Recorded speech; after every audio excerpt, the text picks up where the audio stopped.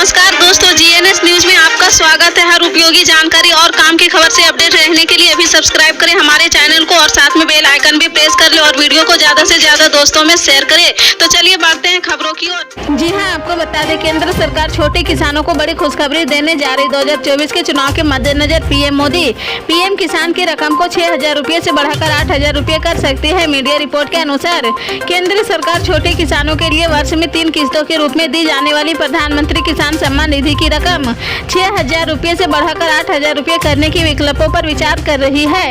Media report के अनुसार यह मामला विचाराधीन है। अगर इसको मंजूरी मिल सकती है तो योजना पर केंद्र सरकार को 20,000 करोड़ रुपए का अतिरिक्त खर्चा आएगा। यह चालू वित्त वर्ष में मार्च 2024 तक कार्यक्रम के लिए बजट में 60,000 करोड़ के अलावा होगा। उधर वित्त मंत्रालय के प्रवक्ता नानू भसी ने इस पर टिप्पणी से इनकार कर दिया है। अगर आप प्रधानमंत्री किसान योजना के अनुसार 15वीं किस्त की रकम पाना चाहते हैं तो आपके पास 5 चीजें होना चाहिए ताकि आपको बिना रुकावट के योजना की किस्त मिल सके। अभी हाल ही में केंद्र सरकार ने एलपीजी सिलेंडर के दाम में 200 रुपये की कटौती की थी और उज्ज्वला योजना के लाभार्थियों की सब्सिडी को भी 200 से बढ़ाकर 300 रुपये कर दिया गया था। अब राजधानी दिल्ली में सामान्य ग्राहकों के लिए घरेलू एलपीजी सिलेंडर 903 रुपये में मिल रहा और वहीं उज्ज्वला लाभार्थियों को दिल्ली में सिलेंडर 603 रुपये में मिल रहा है।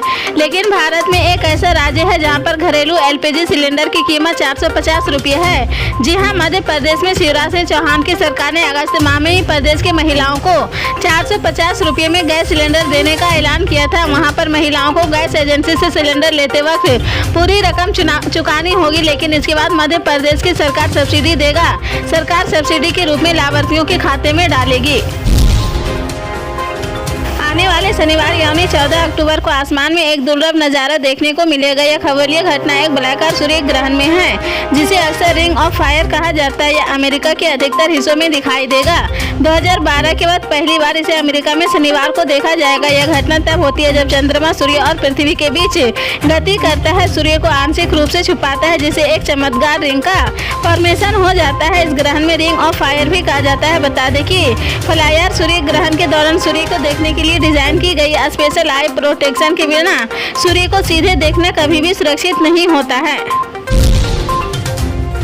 राजस्थान विधानसभा चुनाव के लिए जारी की गई 41 प्रत्याशियों की बीजेपी की पहली सूची के बाद बचा बवाल बढ़ता जा रहा। टिकट कटने से नाराज चले पूर्व उपराष्ट्रपति भगत सिंह शेखावत के दामाद एवं वर्तमान में जयपुर के विद्याधर नगर से पार्टी के विधायक नरपत सिंह राजवी ने इस पर सवाल उठाए हैं। उन्होंने विद्याधर नगर से दिया कुमारी को टिकट दिए जाने पर कहा कि पता नहीं मुगलों के आगे घुटने टेकने वाले और महाराणा प्रताप के खिलाफ लड़ने वाले परिवार पर पार्टी क्यों मेहरबान है। राजवी नहीं थमे और उनके क्षेत्र विद्याधर नगर से पार्टी प्रत्याशी बनाई गई दिया कुमारी को लेकर कहा कि उनके कार्यकर्ताओं से ना तो पहचान है और ना संवाद उन्होंने उतारकर पार्टी क्या हासिल करना चाहती है। राजवी के मुताबिक उनसे इस मामले में किसी ने बात नहीं की है। उन्होंने कहा कि एक बार पार्टी के बड़े नेताओं से बात होने का इंतजार है, उसके सबकी भावना है के अनुसार फैसला लेंगे। सबके मन में पीड़ा और आक्रोश है। आयकर विभाग की टीम ने आज मिलिया एजुकेशन ट्रस्ट के 20 ठिकानों पर छापेमारी की है। इस कार्रवाई के तहत मुख्य रूप से मिलिया एजुकेशन ट्रस्ट के संस्थापक डॉक्टर असद इमाम के आवास, उनके लीगल एडवाइजरी अधिवक्ता कैसर इमाम के आवास के अलावा उनके कई परिजनों के आवास पर आयकर विभाग की टीम द्वारा धावा बोला गया है। इनमें पूर्णिया के मिलिया इंस्टीट्यूट ऑफ टेक्नोलॉजी, मिलिया डिग्री कॉलेज, मिलिया बीईडी कॉलेज, मिलिया इंटरनेशनल गर्ल्स स्कूल, मिलिया कॉन्वेंट पूर्णिमा में छापेमारी की गई है। इसके अलावा किशनगंज मिलिया इंजीनियरिंग कॉलेज, कस्बा के मिलिया हाई स्कूल, मुजफ्फरपुर, भागलपुर और रांची में भी रेड लगाई गई है। साइबर ठग ने सांसद को भी नहीं छोड़ा है। एक कॉल आई और सांसद के खाते से करीब 1 लाख रुपए कट गए हैं। द्रविड़ मुनित्र कसगंज सांसद दयानंद मारने से शिकायत दर्ज कराई है कि उन्हें एक अज्ञात व्यक्ति से फोन कॉल आया था जिसके बाद उनके बैंक खाते से 1 लाख रुपए निकाल लिए गए हैं। दयानंद मायर ने बताया कि उन्होंने फोन करने वाले शख्स से कोई जानकारी भी साझा नहीं की है। इसके बावजूद उनके खाते से पैसे कट गए हैं। पुलिस को दी अपनी शिकायत में पूर्व केंद्रीय मंत्री दयानिधि मारन ने कहा कि उन्हें 8 अक्टूबर को एक अज्ञात नंबर से फोन आया था। जैसे ही उन्होंने फोन काटा है तुरंत उनके पास उनके बैंक खाते से 99,900 रुपये कट गए हैं।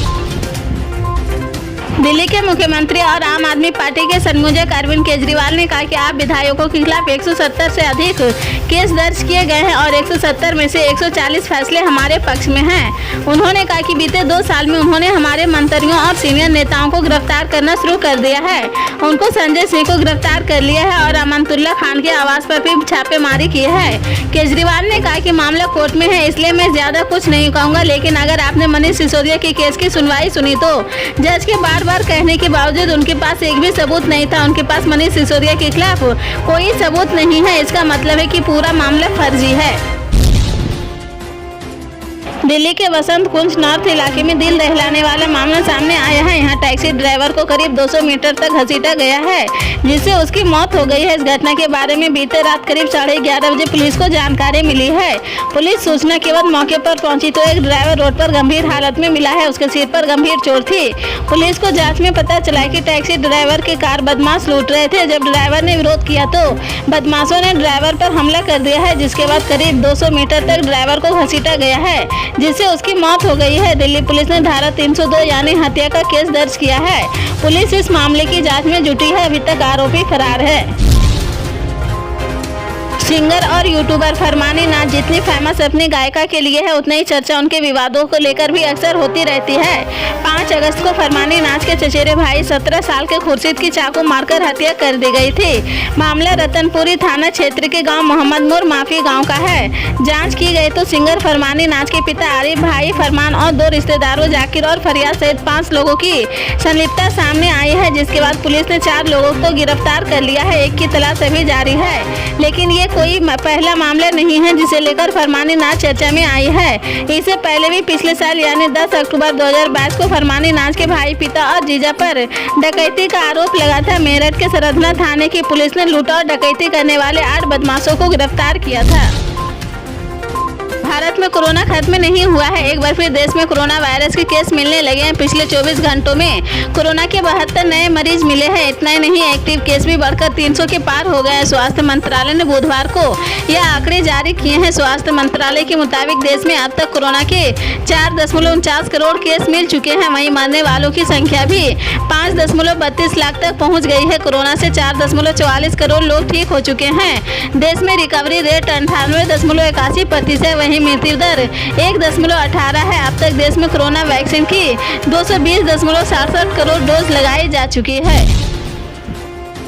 बिहार पुलिस ने मुखबिरी करने वालों को जबरदस्त ऑफर दिया है। राज्य में अवैध शराब, अवैध रेत खनन, सोशल मीडिया पर नफरत भरे संदेश फैलाने वाले और साइबर धोखाधड़ी करने वालों के बारे में पुलिस को जानकारी देने वाले मुखबिर को नगद इनाम दिया जाएगा। यह इनाम 25,000 से लेकर 3 लाख रुपये तक हो सकता है। बिहार पुलिस का कहना है कि अपराधियों का सुराग लगने से क्राइम कंट्रोल किया जा सकता है और जैसे समाज विरोधी तत्वों को गिरफ्तारी में बड़ी मदद मिल सकेगी। राज्य के गृह विभाग की तरफ से इस संबंध में मंगलवार को एक पत्र जारी किया गया है। इसमें कहा गया है कि जनता विशेषकर गुप्त मुखबिरों की भूमिका महत्वपूर्ण है। सर्कुलर में कहा गया है कि पुलिस उन लोगों को पुरस्कृत करेगी जो अवैध रेत खनन में शामिल अपराधियों, अवैध शराब बेचने वाले, साइबर अपराधियों, नफरत और माहौल खराब करने के लिए सोशल मीडिया प्लेटफॉर्म का उपयोग करने वाले व्यक्तियों, संगठनों को पकड़ने में मदद करेंगे। उत्तर प्रदेश के बरेली में सीबीगंज थाना क्षेत्र में सोहातों के आतंक चलते दिल दहलाने वाली वारदात हुई है। आरोप है छेड़छाड़ का विरोध करने के कोचिंग से लौट रहे छात्रों को सोहदों ने ट्रेन के आगे फेंक दिया है, जिससे उसका एक हाथ और दोनों पैर कट गए हैं। छात्रा अस्पताल में जिंदगी और मौत के बीच जूझ रही है। उसकी कहीं हड्डियां भी टूट गई है। पुलिस ने 2 आरोपियों को गिरफ्तार किया है। इस मामले में थाने से इंस्पेक्टर, दरोगा और सिपाही को सस्पेंड कर दिया गया है। सुबह से DM commissioner, IG, SP city, SDM city magistrate, CMO समेत तमाम अधिकारी अस्पताल पहुंचे और छात्रों का उपचार की जानकारी ली है। इस दौरान अधिकारियों ने छात्रों के परिवार को लोगों से भी बातचीत की है। अफसरों ने छात्रा के पिता को मदद का भरोसा दिया है। चुनाव आयोग ने राजस्थान विधानसभा चुनाव में वोटिंग की तारीख बदल दी है। पहले वोटिंग 23 नवंबर को होनी थी, अब इसे बदलकर 25 नवंबर कर दिया गया है। चुनाव आयोग से इनकी जानकारी दी है। इससे पहले हाल ही में केंद्रीय चुनाव आयोग ने राजस्थान विधानसभा चुनाव के लिए 23 नवंबर की तारीख तय की थी। चुनाव आयोग ने मध्य प्रदेश, छत्तीसगढ़, राजस्थान, तेलंगाना और मिजोरम में चुनाव की तारीख घोषित की थी। छत्तीसगढ़ में 2 चरणों में जबकि बाकी के 4 राज्यों में 1 चरण में चुनाव होगा। इसी कड़ी में अब नई तारीख के हिसाब से 25 नवम्बर को राजस्थान में मतदान होगा, परिणाम उसी दिन 30 दिसंबर को आएगा, जिस दिन बाकी राज्यों के चुनाव की मतगणना होनी है।